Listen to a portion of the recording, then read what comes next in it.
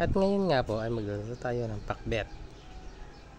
Ayan po. At ngayon po, nagpunta muna po sa aking talim. Yan po ay kangkong. Ang lago na po yan. Ayan. Yan po ay kalabasa. Ayan po. Kukunin ko po kasi yung bunga ng talong dyan. Ayan po. Ayan po yung mga kalabasan tanim. Ayan, may bulaklak na siya. Dati po wala nang pinakita ko sa inyo. Ayan po yung papaya. Ayan. Ano po yun? Sibuyas. Ayan po yung mga talong. Ayan, may buko na po kasi talong. Ayan po, may bulaklak na siya. Oh. May bulaklak na po siya dyan. Ayan. At kinukuha ko na po dyan yung talong. Dyan po yan. May malaki na po kasi isang talong dyan. Isama ko po yan kasi sa pakbet. Ayan po. Oh, nakita nyo, diba?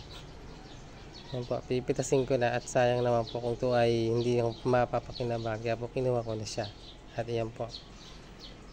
Fresh po yan, wala po akong hinahalang mga pataba dyan. Yan. Lagi lang po akong dinidiligan sa hapon kasi yun po dapat ang dilig sa hapon dahil sobra pong init. Ayan po yung mga gulay ko ng hiniwa. Kasama ko po yung talong. Diyan, ayan po. At nga po, ayan, dahil sasama ko na po yung talong, pakulo ko na po ibang gulay dyan. Andyan po, ayan. Sinama ko na po dyan ang repolyo. Ayan po yung mga repolyo. Ayan po. Kahoy po ang gamit ko dyan. Kasi gusto po nanay ko sa balanga. Kayo po ba? Ano po ba pag nilulutuan nyo? Nagluluto po ba kayo sa kahoy? Mga ka-MD eh.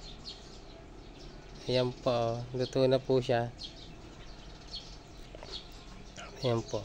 Masarap po, diba? Ayan.